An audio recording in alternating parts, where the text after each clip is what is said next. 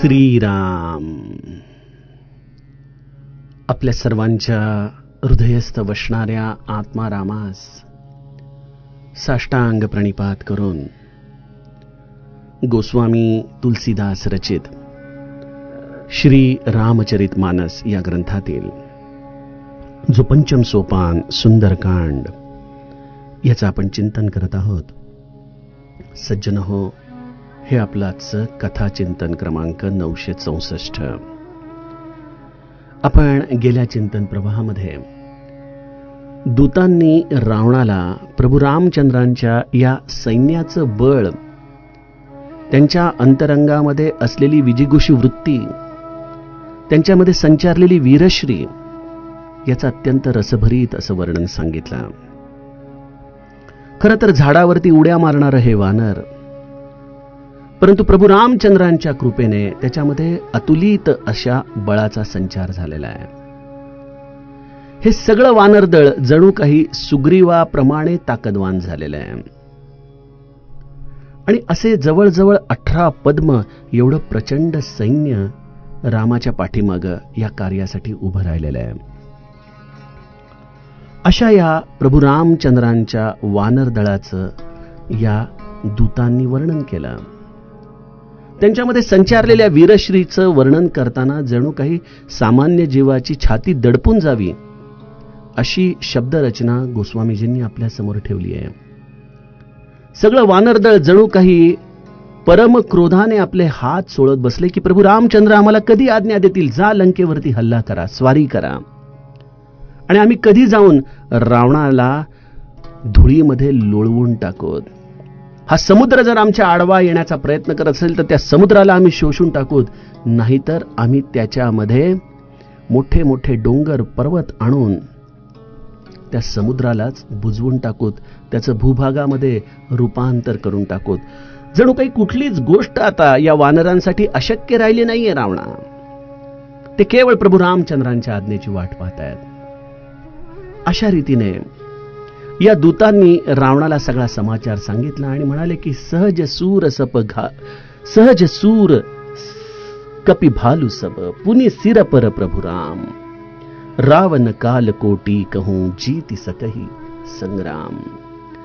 अत्यंत स्वाभाविक ज्यांच्यामध्ये पुरुषार्थ आहे, वीरता आहे आणि ज्यांच्यावरती प्रभू रामचंद्रांचा कृपा आशीर्वाद आहे, असं हे वानरदळ केवळ लंकाच नाही तर वेळ पडल्यास काळाला देखील हरवेल, असं हे त्यांच्या वीरश्रीचं वर्णन दूतांनी केलं. त्यातील पुढील कथाभाग गोस्वामीजी आम्हाला सांगू लागतात. राम तेज बल बुद्धि विपुलाई, शेष सहस सत सकहि न गाई, सकसर एक सोषि सत सागर, तव भ्रात ही पूछे हु नयनागर, तासु बचन सुनि सागर पाही, मागत पंथ कृपा मन माही, सीताराम सीताराम रामा, सीताराम सीताराम रामा, सुनत बचन बिहसा दस सीसा, सुनत बचन बिहसा दस सीसा, जो असिमति सहाय कृत कीसा, सहज भीरु कर बचन दृढ़ाई, सागर सन ठानी मचलाई, सीताराम सीताराम रामा, सीताराम सीताराम रामा, मूढ़ मृषा का करसी बड़ाई, मूढ़ मृषा का करसी बड़ाई, रिपुबल बुद्धि था मैं पाई, सीताराम सीताराम रामा, सीताराम सीताराम रामा, सचिव सभीत विभीषण जाके,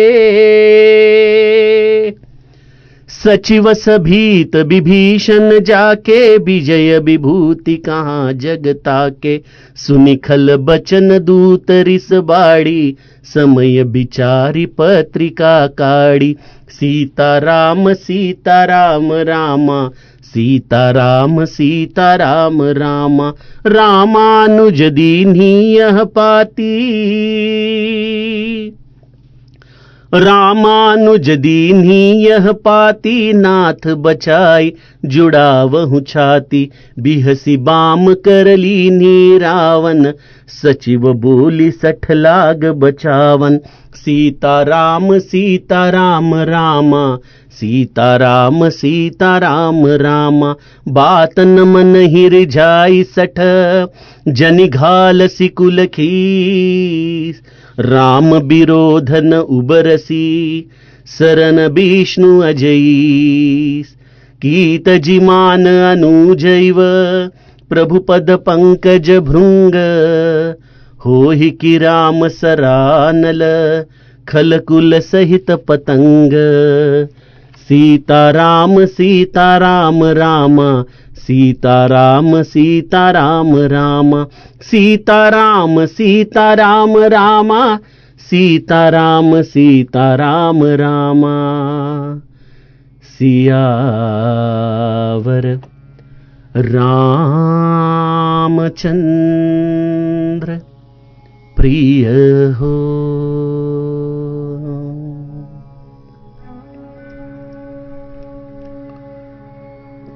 रावणाने दूतांना 3 प्रश्न विचारले होते.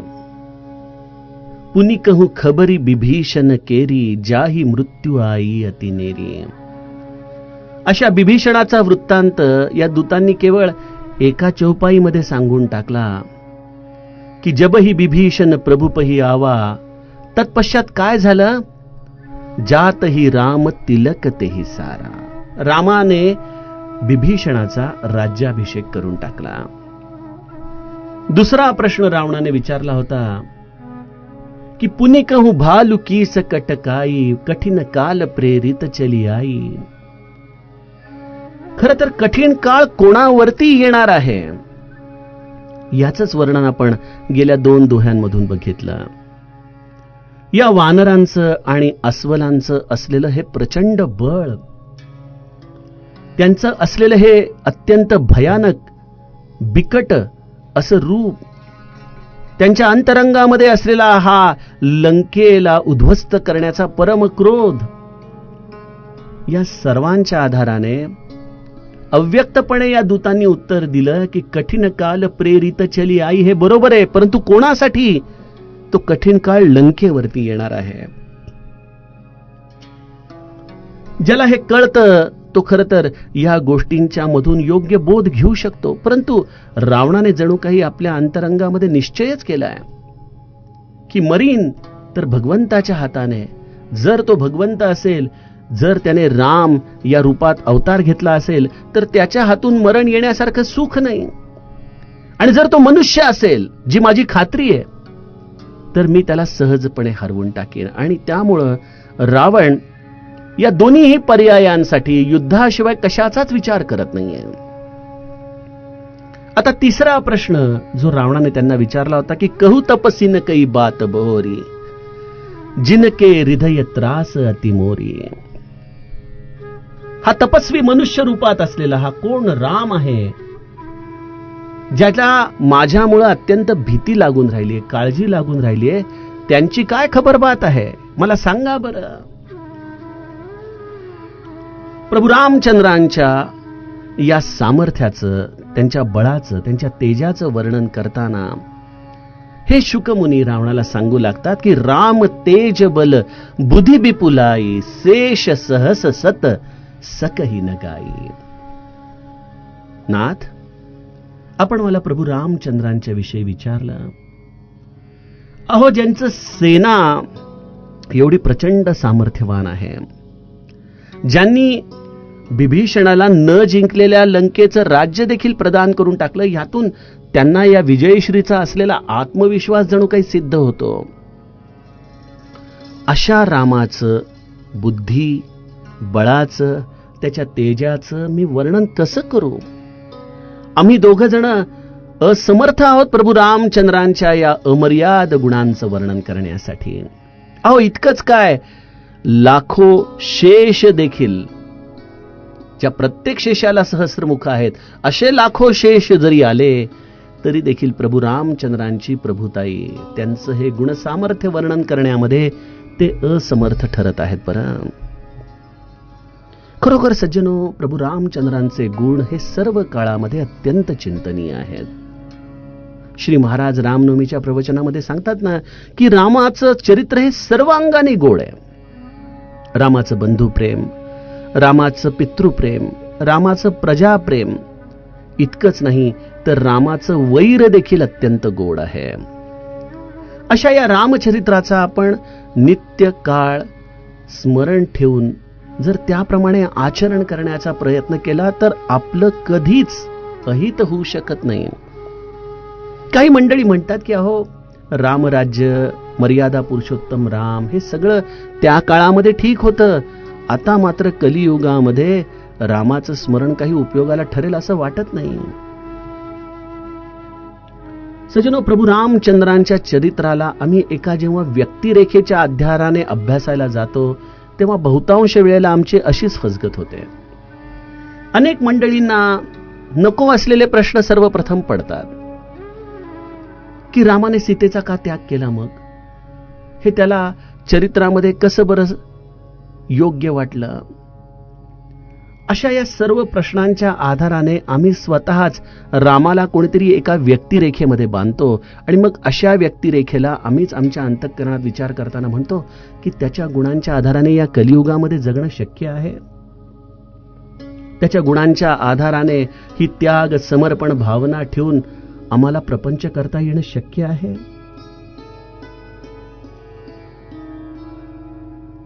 सज्जनो, माझा तर काय अल्पस्वल्प अनुभव आहे, परंतु जे काही प्रभू रामचंद्रांच्या कृपेने आजपर्यंत अनुभवलं ते मी एका शब्दात सांगायला गेलो तर मला एवढंच कळतं की रामाच्या सान्निध्यात राहिलो, रामाच्या चरणी राहिलो म्हणून आज तरलो. अन्यथा या प्रपंचामध्ये, या कलियुगामध्ये स्वतःच्या बुद्धीने, स्वतःच्या बळाने, स्वतःच्या तेजाने तरुण जाणं हे केवळ असंभव आहे. बघा, केवळ असंभव आहे. प्रभू रामचंद्रांचं हे गुण आपण त्यांच्या या प्रभुत्वाला समजून स्मरण करावं. एका व्यक्तीला समजून कधीच त्यांच्या स्मरणाच्या दिशेने आपण जाऊ नये. प्रभू रामचंद्र हे परमतत्व आहे जे सर्व काळामध्ये जसंच्या तसं आहे. त्याच्या चरित्राच्या आधाराने, या असलेल्या परब्रह्म स्वरूपाचं चिंतन नामाच्या आधाराने आपल्या हृदयात करत करत आपण त्याच्या चरित्राचा मागोवा घ्यावा. आणि सगळ्यात महत्वाचं म्हणजे सद्गुरु कृपेशिवाय प्रभू रामचंद्राचं हे दिव्यत्व आपल्याला कळू शकणार नाही.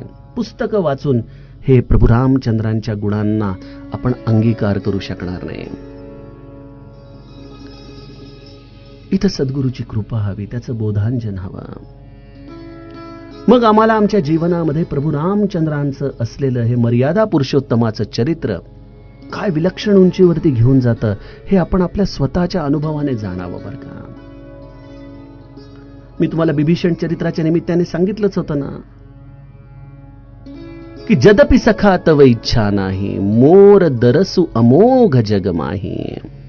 प्रभू रामचंद्र बिभीषणाचं निमित्त करून तुम्हा मग प्रत्येकाला सांगतायत की तुम्ही माझं दर्शन घ्या आणि माझ्या दर्शनाच्या नंतर तुम्हाला अप्राप्य असं काहीच राहणार नाही, काहीच राहणार नाही. तुमची कल्पना नंतर येईल, त्याची प्राप्ती आधी होऊन जाईल. असे प्रभू रामचंद्रांचं अमोघ असं दर्शन आहे. त्या दर्शनातून जणू काही कल्पवृक्ष देखील ओशाळून जाईल. कारण की तो म्हणेल मला पहिल्यांदा मागावं लागतं मग मी पुरवठा करतो. इथं मागणं निघून जातं आणि पुरवठ्याचा मात्र अखंड पाऊस आपल्यावरती कोसळत असतो, चिंब करून टाकतो आपल्याला.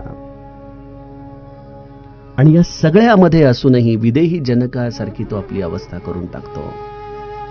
काय सांगावं प्रभू रामचंद्रांचं महात्म्य. राम बुद्धी बल विपुलाई.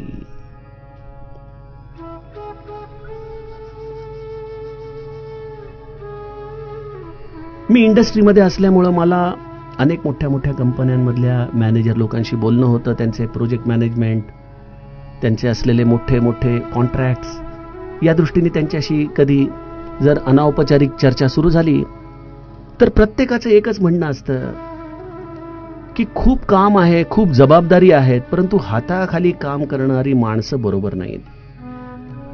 त्यांच्याकडून काम काढून घेता येणं अवघड पडतंय.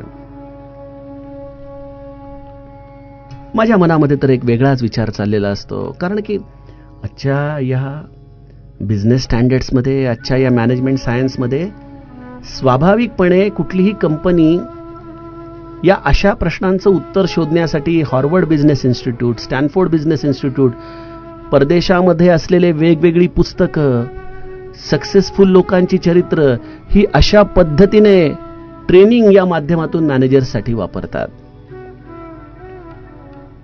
परंतु मला असं वाटतं की आम्ही आमचं स्वतःचं हे निजधन, या रामायणासारखे ग्रंथ या बिझनेस स्टँडर्ड्समध्ये, या मॅनेजमेंट सायन्समध्ये वापरत नाही. दासबोधासारखा ग्रंथ हा खरं तर मॅनेजमेंट गुरु आहे. तुमच्या अगदी सकाळच्या दिनश्चर्येपासून तुम्ही कसं वागावं, समाजामध्ये तुमची असलेली निस्पृहता तुम्ही कशा पद्धतीने सांभाळावी, तुमचं साधन कशा पद्धतीने सांभाळावं, सगुण भजन, निर्गुण उपासना, या सर्व गोष्टींना दासबोधाने इतका प्रचंड न्याय दिलेला आहे. परंतु ते मराठीमध्ये म्हणतात ना की तुझं आहे तुझ्यापाशी, परंतु जागा चुकलाशी.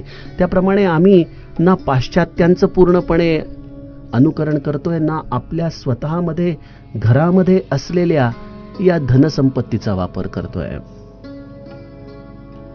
जेव्हा जेव्हा हे असे मॅनेजर्स माझ्याशी बोलतात तेव्हा मी त्यांची परवानगी घेऊन, त्यांचा एकंदर कल बघून त्यांना एक उदाहरण देत असतो, जे मला या चौपाईच्या निमित्ताने आपल्याला सांगावं असं वाटतं की राम तेज बल बुद्धी विपुल आहे.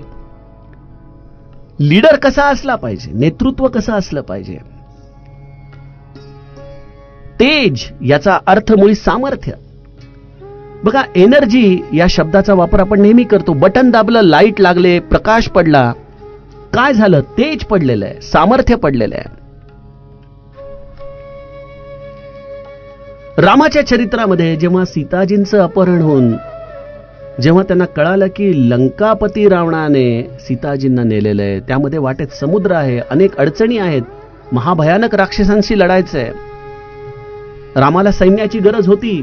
मग रामापुढे दुसरा एक पर्याय देखील होता की माग अयोध्येकडे जावं, भरताला सांगावं की सैन्य घेऊन ये. ते वनवास वगैरे आपण नंतर बघू, पहिल्यांदा सैन्य घेऊन ये, आपल्याला सीताजींना सोडवून आणायचंय. हा पर्याय अत्यंत साधा होता, सहज होता, सोपा होता. भरत तर प्रभू रामचंद्रांच्या सेवेसाठी अत्यंत आतुर होता. परंतु प्रभू रामचंद्रांनी तो पर्याय विचार देखील मनात आणला नाही. प्रभू रामचंद्रांनी पर्याय निवडला की आता या परिस्थितीमध्ये उपलब्ध काय आहे. माझ्याकडे धनुष्यबाण आहे, माझा धाकटा भाऊ आहे, आणि माझ्या भक्तांच्या दाखवलेल्या दिशेप्रमाणे मी आता सुग्रीवापर्यंत येऊन पोहोचलेलो आहे, आणि सुग्रीवाकडे एवढं प्रचंड वानर आणि अस्वल दळ आहे. मग उपलब्ध असलेल्या या रिसोर्सेस मधूनच मला हे माझं कार्य पूर्ण केलं पाहिजे. सज्जनो, हाच सगळ्यात मोठा फरक आहे विचारसरणीमधला, की पाश्चिमात्य लोक परफेक्शनच्या मागे लागतात, तर प्रभू रामचंद्र इम्परफेक्शनला स्वीकारतात. श्री महाराज म्हणायचे, मी माझ्या गोंदवल्याला मोडक्या वस्तूंचा कारखाना काढलेला आहे. आमच्या बापू काकांकडे जेव्हा कोणी तक्रार घेऊन यायचं की हा असं करतो, तो तसा करतो, तो तसा करतो, ते हसून म्हणायचे, अरे इथं कामाला येणारा मनुष्य तुम्हाला काही शहरासारखा मिळणार का, शिकला सवरलेला, सगळ्या गोष्टी कळणारा. इथे येणारा माणूस असाच आहे. अशाच लोकांकडून काम करून घेणं ही महाराजांची इच्छा आहे. काय त्यांचा एक अत्यंत विशाल असा दृष्टिकोन होता गोष्टींकडे पाहण्याचा. या मोडक्या वस्तू दुरुस्त करण्याचा कारखाना आहे.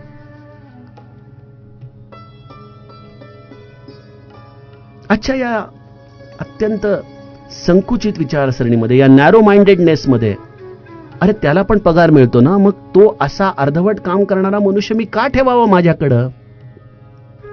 अशा पद्धतीची विचारधारा आपल्याला दिसून येते. बघा, जुन्या काळामध्ये साहेब आणि त्याच्या हाताखाली काम करणाऱ्या सहकार्यांचं एक वेगळं नातं असायचं. एक कौटुंबिक स्तरावरती देखील त्यांचे ऋणानुबंध असायचे. प्रत्येकाच्या अडीअडचणीला धावून जाणारी लोक असायचे. परंतु या पाश्चिमात्य देशांच्या असलेल्या कंपन्यांमध्ये हायर अँड फायर कल्चर आलं. जेव्हा पाहिजे तेव्हा त्यांना भाड्यावरती घ्या, कामाला लावा, आणि जेव्हा नको असेल त्या दिवशी त्यांना घरी पाठवा. मग त्याच्या काय अडचणी आहेत, या सगळ्या गोष्टींचा विचार करायला देखील यांच्या मॅनेजमेंट सायन्समध्ये वेळ नाही. आता या कोरोनाच्या काळात देखील आपण बघतो ना, अनेक लोकांना घरी बसवण्यात आलंय, अनेक लोकांचे पगार हाकनाक कापण्यात आलेले आहेत. अशा या परिस्थितीमध्ये समोरच्या व्यक्तीचा विचार करणारं व्यवस्थापन एखाद्या रतन टाटांसारखंच आहे. अन्यथा लोक या परिस्थितीचा देखील गैरफायदा घेण्यासाठी अत्यंत उद्युक्त असतात. पण प्रभू रामचंद्रांचं अधिष्ठान ज्याच्याकडे आहे, जो प्रभू रामचंद्रांच्या तेजाच्या आधाराने कार्य करू इच्छितोय, तो समोरच्या व्यक्तीमध्ये असलेली कमतरता समजून घेतो, त्याला शिकवून ती प्रगल्भता त्याच्यामध्ये निर्माण करतो.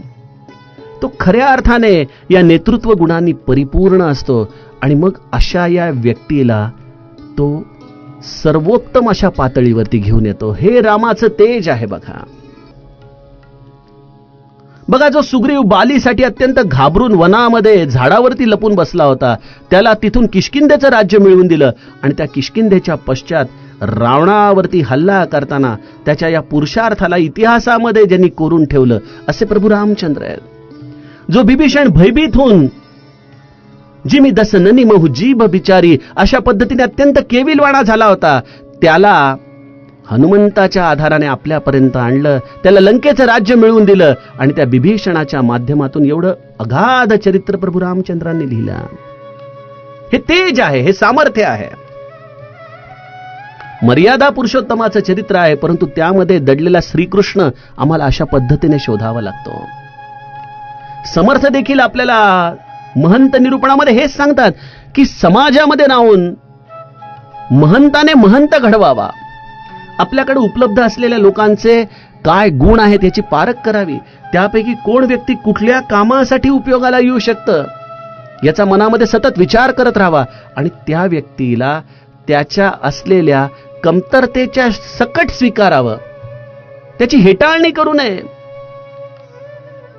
आणि मग त्याला एखाद्या मठाधिपतीपर्यंत न्यावं, ज्याला जग वंदन करेल अशा पद्धतीने या सामान्यातून हा महंत घडवावा. हे समर्थ आहेत. बघा, हे प्रभू रामचंद्रांचं तेज आहे. आज मला असं वाटतं की चारुदत्त आफळेंच्या शब्दात सांगायला जावं तर आमचं उपासनेचं सामर्थ्य आणि सामर्थ्याची उपासना या दोन्हीही गोष्टींची कमतरता आमच्या जीवनामध्ये आहे. किती सुंदर संयोग केलाय त्यांनी शब्दांचा. आजच बुवांचा वाढदिवस देखील आहे. सकाळीच बघायला मिळालं कुठंतरी, कुठून महाराज प्रेरणा देतात, अचानक त्यांचं स्मरण व्हावं. उपासनेचं सामर्थ्य आणि सामर्थ्याची उपासना, एकत्रित उपासना करण्याचं जे सामर्थ्य जे आपल्या धर्माने घालवून टाकलेलं आहे. आणि उपासना म्हणजे निष्क्रियता नाही, त्या उपासनेतून आमच्या अंतरंगामध्ये सामर्थ्य निर्माण झालं पाहिजे आणि ते सामर्थ्य वेळ प्रसंगी वापरण्याची कला आम्हाला अवगत करता यायला पाहिजे. असे निधड्या छातीचे रामदासी या समर्थांनी घडवले. त्यामुळे आजच्या काळामध्ये जेव्हा तुम्ही तक्रार करता तेव्हा एक लक्षात घ्या, जेव्हा तुम्ही दुसऱ्यांकडे बोट दाखवत असता, 4 बोटं आपल्याकडे येत असतात. आम्हाला आमची खरी उपासना वाढवली पाहिजे, आमच्या अंतरंगातलं सामर्थ्य वाढवलं पाहिजे. आम्ही जेव्हा सामर्थ्यवान होईल, आमच्यामध्ये जेव्हा तेज प्रकाशेल, तेव्हा समाजामध्ये आपोआप त्याचा प्रकाश पडतो. लीडिंग फ्रॉम द फ्रंट ज्याला म्हटलं जातं, त्याच्यामध्ये प्रत्येकाला हाताला धरून शिकवावं लागत नाही, त्याच्या आचरणानेच बराचसा समाज हा संस्कारित होत असतो. प्रभू रामचंद्र वेळ प्रसंगी आपल्या सैन्याला पुढे करून लढतायत आणि जेव्हा सैन्य हतबल होतं त्यावेळेला सगळ्या सैन्याला बाजूला करतात आणि म्हणतात की मी आता लढतो, तुम्ही सगळेजण जरा विश्राम करा. कुंभकर्णाचं चरित्र बघा, प्रभू रामचंद्रांनी सगळ्यांना बाजूला केलं, मी आता एकटा बघतो म्हणाले. रावणाच्या वधाच्या वेळेला देखील प्रभू रामचंद्रांनी सगळ्यांना बाजूला केलं, मी आता रावणाला एकटं बघतो. हे नेतृत्व आहे. जबाबदारीपासून पळणारं नेतृत्व नसतं. प्रत्येक गोष्ट दुसऱ्यावरती ढकलून आपण कधीच मोठे होऊ शकत नाही. वेळ प्रसंगी अशा पद्धतीने जबाबदारी घेणारं आणि त्यासाठी आपल्याच अंतरंगामध्ये बळ असलं पाहिजे. आणि हे बळ येतं प्रभू रामचंद्रांच्या उपासनेमधून. राम, तेज, बल, बुद्धी, 3 गुण पाहिजेत बघा रामाचे. का तरुणाईने रामायण वाचावं, का रामाची उपासना करावी, का रामाचं स्मरण करावं, का त्याच्या कथाप्रसंगांना अंतरंगात धरावं, याचं कारणच आहे की रामाची उपासना तुम्हाला प्रकाश दाखवते. अनेक जण जपासाठी नोकरी सोडतात, परमार्थासाठी नोकरी सोडतात. गरज नाहीये सज्जनो. तुमचा स्वधर्म हाच तुमचा परमार्थ करा ना. तुमच्या कर्मफळालाच भगवंताच्या चरणी नित्य अर्पण करा. तो सगळा तुमचा नोकरी, धंदा, व्यवसाय, प्रपंच हे सगळं काही रामाची उपासना होईल बघा. श्री महाराज म्हणायचे की प्रपंचाच्या गडबडीमध्येच परमार्थ बसला पाहिजे आपला. त्यासाठी वेगळा अभ्यास, वेगळा वेळ काढण्याची गरज नाही.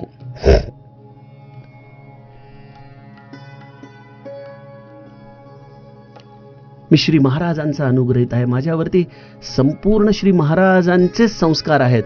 परंतु या संस्कारामध्ये दडलेला समर्थांचा गुणधर्म हा मला वारंवार या कार्याला प्रेरणा देत असतो. माझं असं स्पष्ट मत आहे की निष्क्रियता परमार्थामध्ये येता कामा नये. आपल्या जीवनामध्ये आलेलं अपयश आणि त्यामुळं आता मी परमार्थ करतो असं अपयश घेऊन तुम्ही परमार्थ करता कामा नये. जीवनाच्या सर्व अंगांना तुम्ही योग्य न्याय द्या. आणि ते द्यायचं असेल तर रामाच्या बुद्धीला आपण आपल्या जीवनामध्ये उतरवावं. राम, तेज, बल, बुद्धी विपुलाई. बुद्धी हा प्रत्येकाला नैसर्गिक मिळालेला प्रांत आहे. परंतु बुद्धी ही खऱ्या अर्थाने संस्कारित करावी लागते. मी परवाच कुठला तरी सेमिनार अटेंड करत होतो, नाव विसरलो मी. त्याच्यामध्ये ते सांगत होते की लहान मुलाला जे पहिले 7 वर्ष ज्या पद्धतीने संस्कार मिळतात, तो ज्या समाज व्यवस्थेमध्ये राहतो तसं त्याच्या जीवनाची दिशा घडते. आणि ते संस्कार अत्यंत घट्ट त्याच्या मनात बसलेले असतात. आपण बघतो ना, अनेक लोकांना भीती स्वाभाविकपणे बसलेली असते. कुठलाही निर्णय घेताना त्यांची त्रेधा तिरपीट उडते. जे आहे जसं आहे तसंच चालेल न चालेल अशा पद्धतीने ते आपलं जीवन कंठत असतात. हे सगळं गोष्टी जर आपण नीट अभ्यास करत गेलो तर त्याची सगळी मुळं त्यांच्या बालपणामध्ये, त्यांच्या अवतीभोवती असलेल्या समाज व्यवस्थेमध्ये, त्यांच्या घरातल्या व्यक्तित्वांच्या आधाराने आपल्याला दिसतात.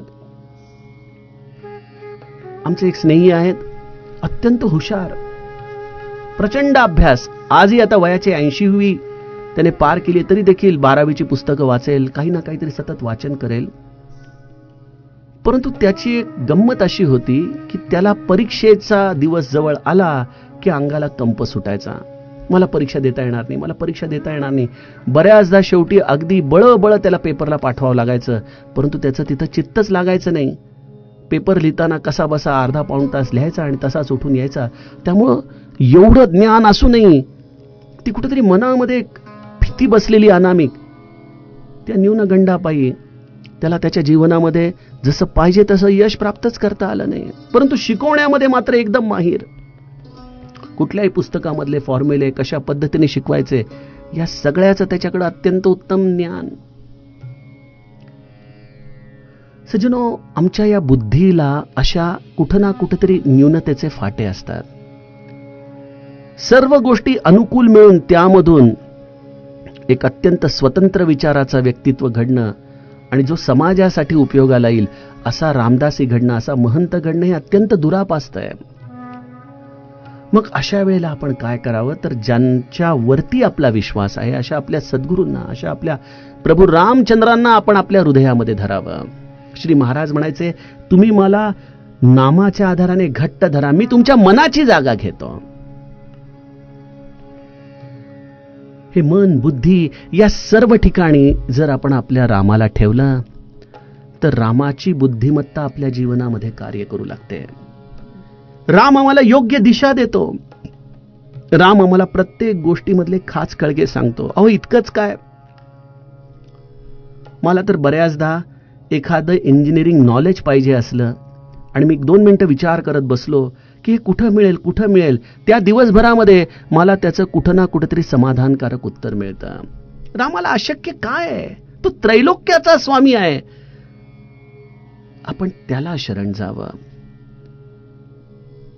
इन्सायक्लोपीडियामध्ये ज्ञान आहे, ठीक आहे, परंतु त्या इन्सायक्लोपीडियाला देखील ज्याने ज्ञान मिळवून दिलं असा माझा राम आहे. आपण त्याला शरण जावं. हळूहळू प्रभू रामचंद्रांची बुद्धी आपल्या जीवनामध्ये प्रकाशू लागते आणि प्रभू रामचंद्रांच्या बुद्धीमधून जो विवेक प्राप्त होतं आणि त्या बुद्धीच्या आधाराने पुरुषार्थ करत असतानाही समाधान टिकवण्याची जी कला प्राप्त होते, सज्जनो, याचं मोल शब्दामध्ये सांगता येणार नाही. ते ज्याचं त्यानेच अनुभवावं लागतं. असे माझे प्रभू रामचंद्र. राम तेज बल बुद्धी बिपुलाई, शेष सहस सत सकही न गाई. खरोखर त्यांचं वर्णन करताना अनंत शेषांची देखील वाणी खुंटते. तिथं माझ्यासारख्या सामान्य जीवाची काय अवस्था आहे?